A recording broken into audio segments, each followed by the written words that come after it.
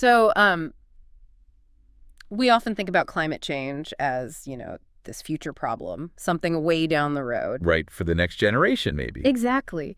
But looking through this big EPA report and our own notes for this deep dive, it's really clear the impacts are already happening. Yeah, they really are. Especially like when it comes to our health right now. Absolutely. It's not abstract anymore, is it?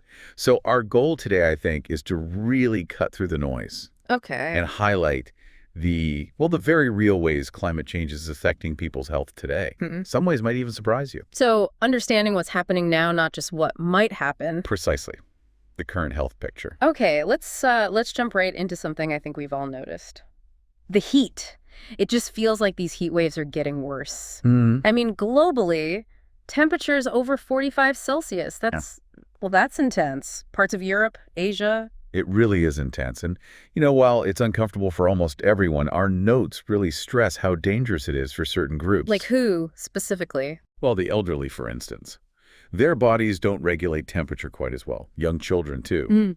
And people with existing health problems. Right. They're much more vulnerable to things like heat stroke. And sadly, we've actually seen increases in heat-related deaths in some cities because of this. Yeah, the EPA report really hammers this home. It projects potentially tens of thousands more heat-related deaths in the U.S. alone by the end of the century. Which is just a staggering number. It is. And what really stood out to me was their finding that this won't be offset by fewer people dying from the cold.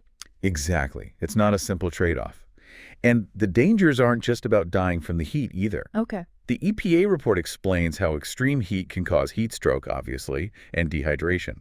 But it also puts a huge strain on the body. How so? It can worsen existing heart conditions, respiratory problems, and even cerebrovascular issues, things affecting blood flow to the brain. Wow. So it makes existing problems much worse. Definitely. And something else the EPA pointed out, which I found interesting, is that people in northern latitudes might actually be more susceptible in some ways. Really? Why is that? You'd think they'd be less used to heat, but more susceptible. Well, think about it. Places that haven't historically dealt with extreme heat might not have the infrastructure. Less air conditioning, maybe buildings aren't designed for it. Ah, okay. Less prepared. Less prepared, exactly. And people might not know how to cope as well. Plus, as our notes mentioned, extreme heat also damages infrastructure, like roads buckling or train lines warping. Right. It's not just a direct human health thing. Yeah. Okay, so moving on from heat, another really visible impact seems to be wildfires. Oh, absolutely. It feels like every year there are massive fires somewhere. U.S., Canada, Australia. Greece, Spain. And both our sources, the EPA report and the notes, clearly link this increase to climate change. Hotter conditions, drier landscapes. That creates perfect fire conditions. Exactly. A real tinderbox effect. More fires and more intense fires. And the smoke. Yeah. It doesn't just stay near the fire, does it? Our notes said it travels huge distances. Thousands of miles, potentially. Affecting air quality in major cities, often far, far away from the actual fire. We saw that happen quite dramatically just last year, remember? Yeah, I do. The air quality alerts were everywhere. And the EPA report backs this up. They expect more wildfires, more severe ones, leading to a big increase in airborne particulate matter. That's the really fine stuff, right? That gets deep into your lungs. That's the one. Tiny, tiny particles. Really bad for respiratory health, lodges deep in the lungs, cause all sorts of problems. And it's not just the wildfire smoke affecting air quality, is it? The EPA also mentioned ozone. Right. Ground level ozone. That's basically the main component of smog. Okay. And warmer temperatures actually accelerate the chemical reactions that create ozone, especially when you have sunlight and pollutants from cars and industry. So more heat, more smog. Essentially, yes. And the EPA outlines the health risks. Premature death, more hospital visits for breathing problems, lung damage, worsening asthma. And certain groups are more at risk again? Yes, same pattern often.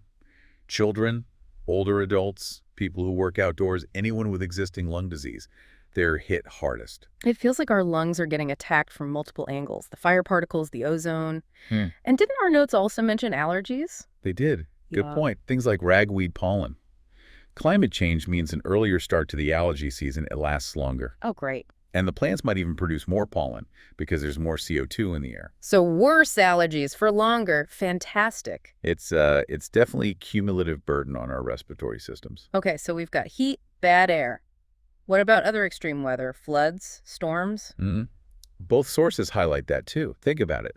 A warmer atmosphere can hold more moisture. Like a bigger sponge. Exactly. So when it does rain, it can rain harder, leading to more intense floods, like those flash floods we saw in 2024. And stronger hurricanes, typhoons. That's the projection, yes. Yeah. The EPA emphasizes that climate change is likely increasing both how often these extreme events happen and how strong they are. And the health impacts from those must be huge. Oh, definitely. The EPA report lists quite a few. Obvious things like injuries, drownings, but also less obvious ones. Yeah. Reduced access to safe food and clean water, damage to hospitals and roads, disrupting services, carbon monoxide poisoning from generators if the power's out, Right. more stomach bugs, gastrointestinal illness from contaminated water, and then there's the mental health toll. Ah, the stress and trauma. PTSD. Exactly. Living through a major disaster like that can have really profound, long-lasting psychological effects. And again, I'm guessing some people are affected more than others during these events. Yes, the EPA points that out clearly. Young kids, older adults, people with disabilities, people living in poverty. They often have fewer resources to cope and recover. It's a recurring theme, isn't it? The vulnerability. It really is. Now, something else both sources mentioned was diseases carried by insects, vector-borne diseases. This is a really worrying one. Basically, as temperatures rise, insects like mosquitoes and ticks can survive in places they couldn't before. So they're expanding their territory. Exactly. Moving into new areas. Our notes give examples like dengue fever, malaria, Zika, Lyme disease. They're becoming more common in regions where they used to be rare or non-existent. I think I read something about dengue cases popping up in parts of Europe, locally transmitted. Yes, that's a perfect example from the notes. It shows this isn't just happening far away, it's shifting disease patterns closer to home for many people. And the EPA report explains why this happens. Yeah, it connects the dots. Changes in temperature, rainfall patterns, even extreme weather events. They all can help these vectors, the insects, expand their range and might even allow them to be active earlier in the year. Like ticks carrying Lyme disease moving further north because winters are milder. Precisely the example they give. Warmer winters mean more ticks survive and spread. Okay, it's a lot. Let's talk about food. How does climate change affect our food supply? Well, in several ways. Our notes mention the disruption to agriculture. More droughts in some areas, more floods in others, unpredictable weather patterns. That makes farming harder, riskier. Definitely. Which can lead to food shortages, or more commonly perhaps, rising food prices. Something we're probably all noticing at the supermarket. And the EPA mentions food distribution getting disrupted too. Right. Extreme weather events can damage roads, ports, warehouses, making it harder to get food from farms to plates. Okay. But there's more, isn't there? Something about food safety. Yes, the EPA points out that higher temperatures can increase the growth of certain bacteria, like salmonella. Ah, so more risk of food poisoning. Potentially, yes. Warmer conditions are just better for many types of bacteria to multiply. That makes sense. But didn't the EPA also mention something about the food itself changing? Like the nutritional value? Yes, this is fascinating and quite concerning. They explain that higher levels of CO2 in the atmosphere. Which is the main driver of climate change. Exactly. That higher CO2 can actually lead to lower levels of protein and essential minerals in some major crops, like wheat, rice, potatoes. So even if we grow the same amount, the food might be less nutritious. That's the potential issue, yes. Less bang for your nutritional buck, so to speak. Wow. So it hits food quantity, safety, and quality. Now, the EPA report is very clear that while everyone is affected, some communities face much bigger risks. Absolutely. That's a critical point throughout their report. They list many groups. Can you remind us? Sure. People living in poverty, many communities of color, people with limited English skills, immigrants, indigenous peoples, also children, pregnant women, older adults, certain workers like farm laborers or construction workers, people with disabilities, people with chronic health conditions. It's a long list. It is. And the EPA explains why they're more vulnerable. It's usually a mix of factors. Such as? Being more sensitive to the health threats themselves, maybe due to age or existing illness, being more exposed, perhaps because of where they live or work, and, crucially, having less capacity to adapt fewer resources, less access to health care or cooling, things like that. So it's sensitivity, exposure, and adaptive capacity, those three things. Exactly. Those determine vulnerability. It's a pretty sobering picture overall. But our notes did end on a slightly more hopeful point, right? That action is still possible. Yes, absolutely. It's crucial not to feel completely powerless. While some changes are already happening, the notes emphasize that actions we take now can still make a big difference in avoiding the worst future impacts. And they listed some potential solutions.